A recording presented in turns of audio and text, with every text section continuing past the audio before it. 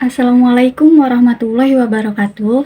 Halo semuanya, perkenalkan nama saya Repliana dengan NIM 220221, Prodi Manajemen kelas RA8 semester 4. Video ini dibuat dan diposting untuk memenuhi syarat penilaian ujian tengah semester mata kuliah Perilaku Keorganisasian dengan dosen pengampu Pak Ade Faisal Mabtuhi SEMM. Dan di sini saya akan membahas tentang materi perilaku keorganisasian yang telah saya pelajari di perkuliahan awal semester ini menjelang UTS. Di materi pertama ini yaitu tentang konsep dasar perilaku organisasi. Perilaku organisasi adalah ilmu yang mempelajari tentang perilaku seseorang atau kelompok yang berada di dalam suatu organisasi serta dampaknya terhadap kinerja, baik itu kinerja individu, kinerja kelompok, maupun kinerja dalam organisasi. Sejarah dari perkembangan teori organisasi yaitu ada masa industri, masa neoklasik, dan masa modern. Adapun tujuan mempelajari organisasi adalah tujuan menjelaskan, tujuan memprediksi, dan tujuan kontrol atau pengendalian agar dapat membaca situasi atau fenomena atau kejadian yang terjadi pada organisasi tersebut. Tingkatan analisis dalam perilaku organisasi menganalisis perilaku organisasional dalam tingkatan individu, menganalisis organisasional dalam tingkatan kelompok, dan menganalisis perilaku organisasional dalam tingkatan organisasi. Materi kedua yaitu tentang teori perilaku dan model perilaku organisasi. Teori ini mengemukakan bahwa perilaku manusia dapat diprediksi, dijelaskan, dan diubah melalui pemahaman faktor-faktor yang mempengaruhinya. Secara umum, teori perilaku beranggapan bahwa perilaku manusia dipengaruhi oleh rangsangan atau stimulus yang muncul dari lingkungan eksternalnya. Model yang dianut oleh seorang manajer biasanya berawal dari asumsi tentang orang-orang dan menimbulkan penafsiran tertentu tentang berbagai peristiwa. Oleh karena itu, teori yang mendasari adalah pedoman yang tidak disadari tetapi berpengaruh dari perilaku manajerial. Perbedaan tersebut timbul akibat adanya model-model perilaku organisasi yang berbeda-beda antara organisasi satu dengan organisasi yang lain. Yang mendominasi pemikiran manajemen dalam setiap organisasi pada dasarnya ada 4 macam model-model perilaku organisasi, yaitu ada autokratik, kustodial, suportif, dan yang terakhir ada kolegial. Mulai dari model pertama. Konsep dari model pertama secara keseluruhan bersifat otoriter yang bergantung kepada kekuasaan. Sehingga mereka yang memegang komando harus memiliki kekuasaan untuk memerintahkan bawahannya. Dan apabila si bawahan ini atau karyawan ini tidak menuruti perintahnya, maka akan dikenakan hukuman. Oke, kita lanjut ke model kedua. Model kedua ini berbanding terbalik ya dengan model yang pertama tadi. Kalau model yang kedua ini lebih ke ada kebebasan bagi mereka yang terkekang aspirasi, keinginan atau kreativitas. Karena pada dasarnya apapun yang terjadi, para karyawan tidak akan berani secara langsung kecuali apabila mereka sudah berniat untuk berhenti bekerja atau sudah kehilangan kesabarannya. Maka dari semua itu diterapkanlah ini model kustodial yang dimana intinya adalah untuk memberikan kesejahteraan bagi para karyawan dan memberikan rasa aman untuk mereka. Model suportif ini adalah kepemimpinan serta cara persuasif bagi pemimpin untuk membantu karyawannya dalam menyelesaikan pekerjaan.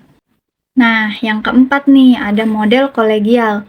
Model kolegial itu perluasan dari model sebelumnya yaitu model suportif.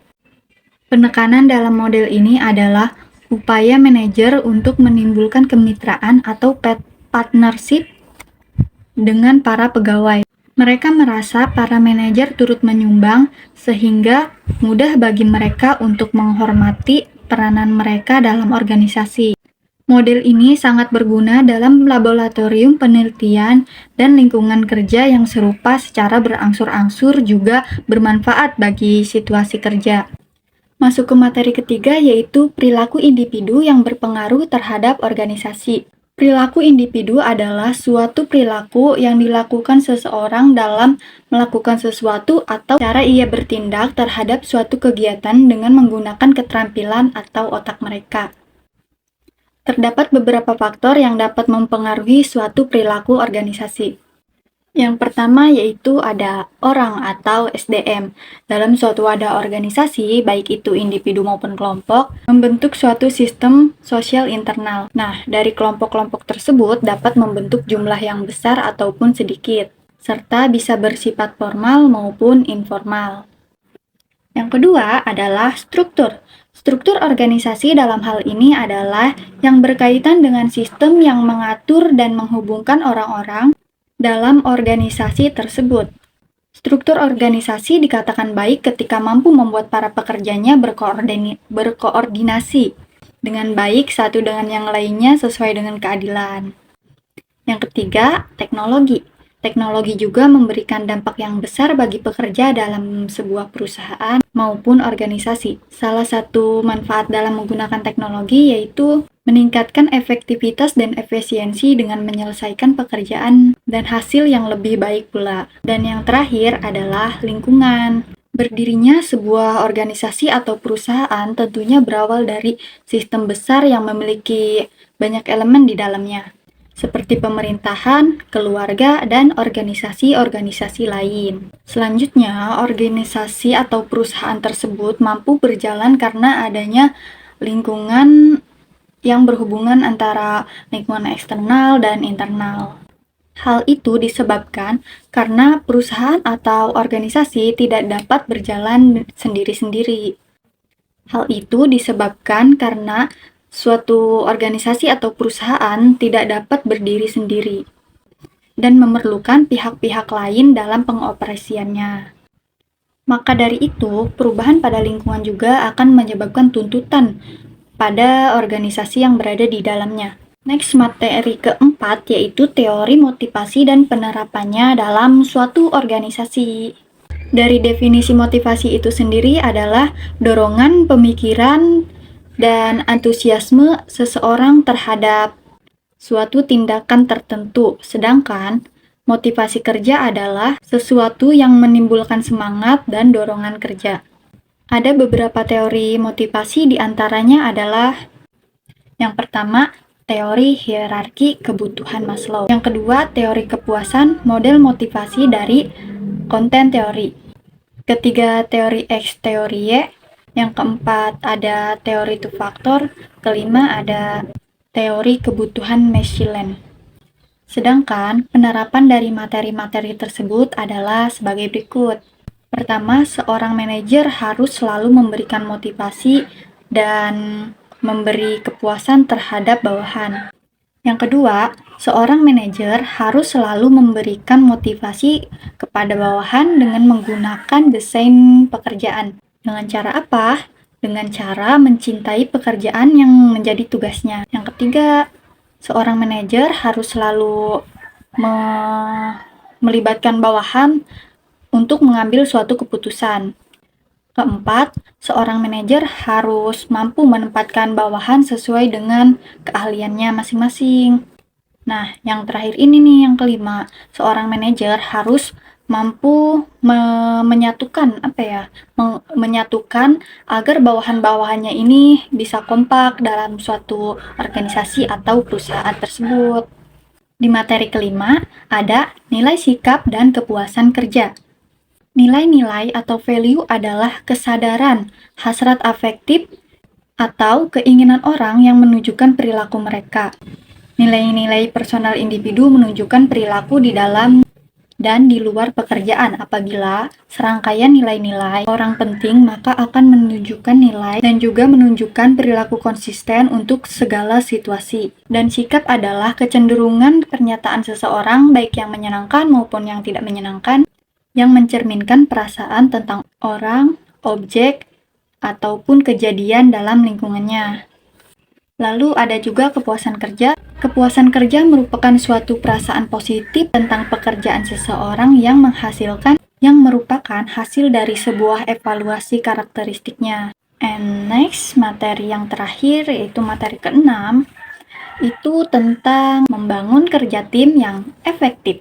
Sebuah tim merupakan aspek inti dari suatu organisasi saat ini. Kesuksesan dalam mengelola tim merupakan kerja keras dari suatu manajer atau organisasi. Kesuksesan dalam mengelola tim adalah suatu kerja keras seorang manajer dan organisasi.